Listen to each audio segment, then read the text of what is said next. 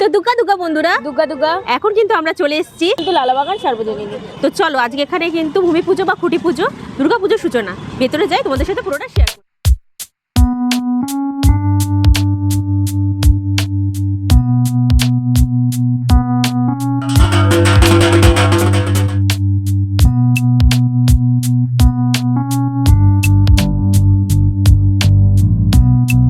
বৃষ্টির মধ্যে এখনো পুজো কিন্তু চলছে।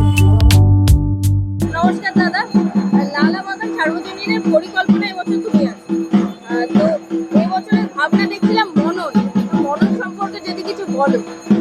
এই মুহূর্তে পুরোটা তো ডিসক্লোজ করা যায় না, সবে যা শুরু।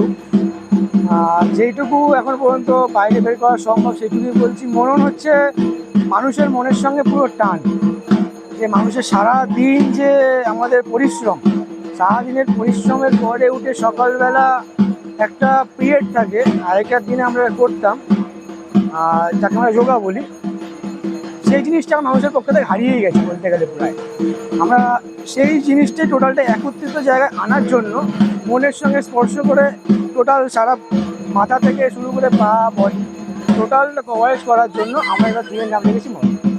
বাদবাকিটা এবার প্যান্ডেলে এসে বলছি দর্শকদের উদ্দেশ্যে কি বলবে?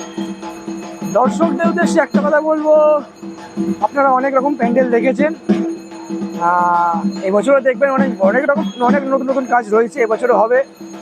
তবে এখানে এসে একটা যে শান্তির ফিলিংসটা আছে মনে, এখানে যে মানুষের প্রত্যেকটা মানুষের একটা জায়গা থাকে যে এখানে এসে আমি শান্তি পাই, সেই ফিলিংসটা আপনাদের মণ্ডপে এসে পাবেন। দাদা এবছর লালাবাগান সার্বজনীনে তুমি আছো প্রতিমা, তো এবছর মানে থিমের সাথে সামঞ্জস্য রেখে কি প্রতিমা হবে? একদমই তাই। এখানে যে ওদের ক্লাব সদস্যই একজন বাবুসোনা সাহা বলে, সে পুরো ব্যাপারটা দেখাশোনা করছে, তাকে আমি কিছু হেল্প করে দিচ্ছি, যেহেতু আমার এখানে ওয়ার্কশপ তৈরি করেছি সেই জন্য করে দিচ্ছি। এবং তার সঙ্গে সামঞ্জস্য রেখে তো প্রতিমা হবে, এবং এদের যে ঘরানার প্রতিমা হয় তার থেকেও অন্যরকম হবে, আমার স্টাইল যেমন হয়। এবং খুবই সুন্দর একটা প্রতিমা সবাই দেখতে পাবে।